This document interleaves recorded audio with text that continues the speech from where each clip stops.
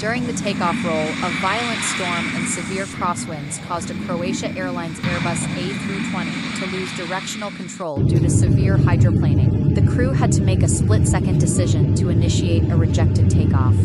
Applying maximum brakes and reverse thrust on a completely flooded runway, the aircraft slid off the tarmac, stopping safely in the mud.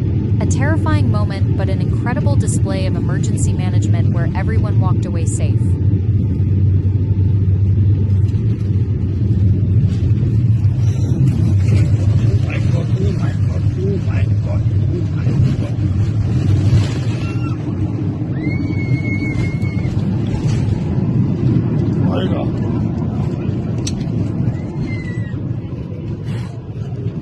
Junge,